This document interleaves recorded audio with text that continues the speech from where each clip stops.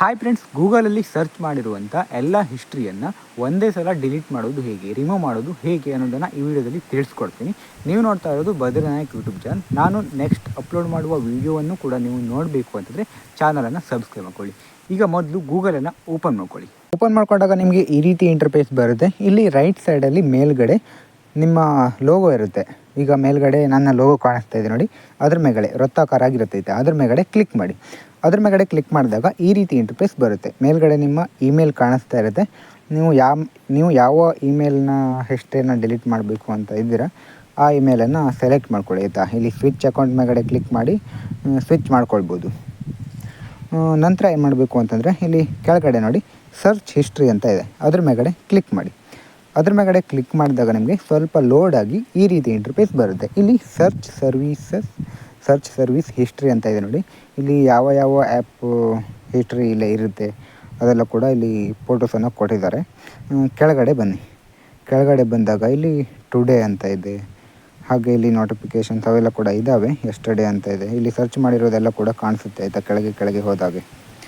ಈಗ ನಾವು ಡಿಲೀಟ್ ಮಾಡಬೇಕಲ್ವಾ, ಆದ್ದರಿಂದ ಇಲ್ಲಿ ರೈಟ್ ಸೈಡಲ್ಲಿ ನೋಡಿ ಡಿಲೀಟ್ ಅಂತ ಇದೆ, ಬ್ಲೂ ಕಲರಲ್ಲಿ ಡಿಲೀಟ್ ಅಂತ ಇದೆ. ಅದ್ರ ಮೇಲ್ಗಡೆ ಕ್ಲಿಕ್ ಮಾಡಿ. ಅದ್ರ ಮೇಲ್ಗಡೆ ಕ್ಲಿಕ್ ಮಾಡಿದಾಗ ನಿಮಗೆ ಈ ರೀತಿ ಬರುತ್ತೆ, delete today, delete custom range, delete all time ಅಂತ ಇದೆ. ಈಗ ಎಲ್ಲವನ್ನು ಡಿಲೀಟ್ ಮಾಡಬೇಕು ಅಂದರೆ ಡಿಲೀಟ್ ಆಲ್ ಟೈಮ್ ಮೇಲ್ಗಡೆ ಕ್ಲಿಕ್ ಮಾಡಬೇಕು. ಇವತ್ತಿಂದಷ್ಟೇ ಡಿಲೀಟ್ ಮಾಡಬೇಕು ಅಂದರೆ ಡಿಲೀಟ್ ಟುಡೇ ಕ್ಲಿಕ್ ಮಾಡಬೇಕು ಆಯಿತಾ. ಮತ್ತು ಆಟೋ ಡಿಲೀಟ್ ಅಂತ ಕೂಡ ಇದೆ ಆಯಿತಾ. ಇಲ್ಲಿ 18 ಮಂತ್ ಅಂತ ಇದೆ, ನೀವು ಅದನ್ನು ಸೆಟ್ ಮಾಡಿ ಇಟ್ಟರೆ ಆಟೋ ಡಿಲೀಟ್ ಆಗುತ್ತೆ. ಈಗ ಡಿಲೀಟ್ ಆಲ್ ಟೈಮ್ ಅಂತ ಇದೆ, ಅದ್ರ ಮೇಲ್ಗಡೆ ಕ್ಲಿಕ್ ಮಾಡ್ತೀನಿ.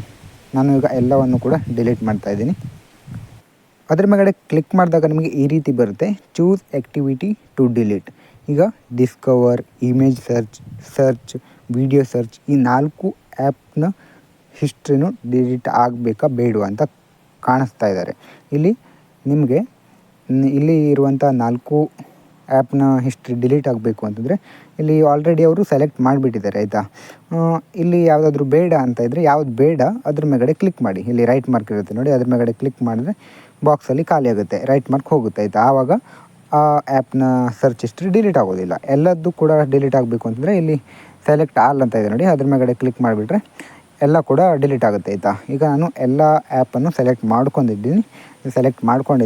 ಈಗ ಕೆಳಗಡೆ ನೆಕ್ಸ್ಟ್ ಅಂತ ಇದೆ, ನೆಕ್ಸ್ಟ್ ಮೇಲ್ಗಡೆ ಕ್ಲಿಕ್ ಮಾಡಿ.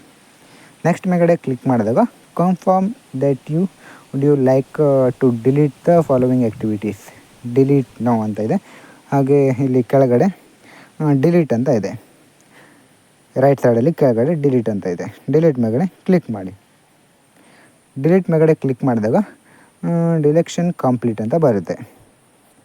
ಎಲ್ಲ ಹಿಸ್ಟ್ರಿ ಕೂಡ ಡಿಲೀಟ್ ಆಗಿರುತ್ತೆ ಆಯಿತಾ. ಇಲ್ಲಿ ಕೆಳಗಡೆ ಗಾಟ್ ಇಟ್ ಮೇಲ್ಗಡೆ ಕ್ಲಿಕ್ ಮಾಡಿ. ಈಗ ನೋಡಿ ಈ ರೀತಿ ಇಂಟರ್ಫೇಸ್ ಬಂದಿದೆ. ಸರ್ಚ್ ಸರ್ವಿಸ್ ಹಿಸ್ಟ್ರಿ ಅಂತ ಇದೆ, ಇಲ್ಲಿ ಯಾವುದು ಕೂಡ ಇಲ್ಲ ಆಯಿತಾ. ಇಲ್ಲಿ ನೋಡಿ ಕೆಳಗಡೆ ಕಾಣಿಸ್ತಿದೆ no activity, some activity may not appear at ಅಂತ ಇದೆ. ಯಾವುದು ಸರ್ಚ್ ಮಾಡಿರೋದು ಇಲ್ಲಿ ಇರೋದಿಲ್ಲ, ಎಲ್ಲ ಕೂಡ ಡಿಲೀಟ್ ಆಗಿದೆ. ಈಗ ಈ ರೀತಿಯಾಗಿ ನೀವು ಗೂಗಲ್ ಸರ್ಚ್ ಹಿಸ್ಟ್ರಿಯನ್ನು ಡಿಲೀಟನ್ನು ಮಾಡ್ಕೊಳ್ಬೋದು. ಫ್ರೆಂಡ್ಸ್, ಈಗ ನಮಗೆ ಗೊತ್ತಾಯ್ತಲ್ವಾ, ಒಂದೇ ಕ್ಲಿಕ್ಕಲ್ಲಿ ಎಲ್ಲ ಗೂಗಲ್ ಹಿಸ್ಟ್ರಿಯನ್ನು ಒಂದೇ ಸಲ ಡಿಲೀಟ್ ಮಾಡೋದು ಹೇಗೆ ಅನ್ನೋದು. ನಿಮಗೆ ಈ ವಿಡಿಯೋದಲ್ಲಿ ಏನೇ ಡೌಟ್ ಇದ್ದರೂ ಕಮೆಂಟ್ ಮಾಡಿ, ಬೇರೆ ಯಾವುದಾದ್ರೂ ವೀಡಿಯೋಸ್ಗಳು ಬೇಕು ಅನ್ನೋದಿದ್ರು ಕಾಮೆಂಟ್ ಮಾಡಿ ಆಯಿತಾ. ಮುಂದಿನ ವಿಡಿಯೋದಲ್ಲಿ ಮತ್ತೆ ಸಿಗೋಣ. Thanks for watching. ಬಾಯ್.